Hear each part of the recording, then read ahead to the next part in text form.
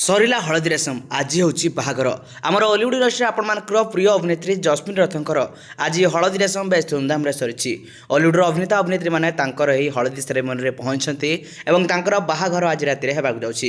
ଆପଣମାନେ ତ ସମସ୍ତେ ଜସ୍ମିନ୍ଙ୍କୁ ବେଶ ଭଲ ଭାବରେ ଜାଣିଛନ୍ତି, ତାଙ୍କର ଅଭିନୟକୁ ମଧ୍ୟ ବେଶ ପସନ୍ଦ କରିଥାନ୍ତି। ନିକଟରେ ମଧ୍ୟ ତାଙ୍କର ଅଭିନୀତ ଚଳଚ୍ଚିତ୍ର ଡାଏରୀକୁ ଆପଣମାନେ ବେଶ ଭଲ ଭାବେ ଦେଇଛନ୍ତି। ପୂର୍ବରୁ ମଧ୍ୟ ଆପଣମାନେ ତାଙ୍କର ନିର୍ବନ୍ଧର ଭିଡ଼ିଓ ଗୁଡ଼ିକ ମଧ୍ୟ ଦେଖିବାକୁ ପାଇଥିଲେ।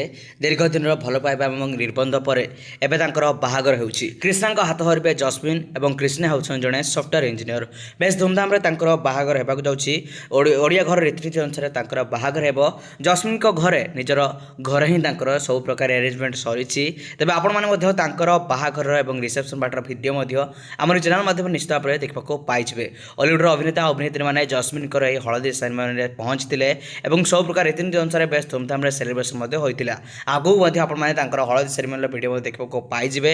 କିନ୍ତୁ ତା ପୂର୍ବରୁ ଆପଣମାନଙ୍କ ମଧ୍ୟରୁ ଯେଉଁମାନେ ଜସ୍ମିନ୍ଙ୍କର ମ୍ୟାରେଜ୍ ସେରିମନିକୁ ଆଟେଣ୍ଡ କରିବାକୁ ଚାହୁଁଛନ୍ତି ନିଶ୍ଚିତ ଭାବରେ ଜଏନ୍ କରିପାରିବେ। ସେ ନିଜର ଇନଭାଇଟେସନ୍ ମଧ୍ୟ ସମସ୍ତଙ୍କ ସହିତ ସେୟାର କରିଛନ୍ତି। ତା ସହିତ 24 ଜୁନ୍ରେ ତାଙ୍କର ବାହାଘର ହେବାକୁ ଯାଉଛି।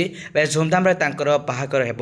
ଆପଣମାନଙ୍କ ମଧ୍ୟରୁ ଯେଉଁମାନେ ତାଙ୍କୁ ଶୁଭେଚ୍ଛା ଜଣାଇବାକୁ ଚାହୁଁଛନ୍ତି କମେଣ୍ଟ ମାଧ୍ୟମରେ ମଧ୍ୟ ଶୁଭେଚ୍ଛା ଜଣାଇପାରିବେ।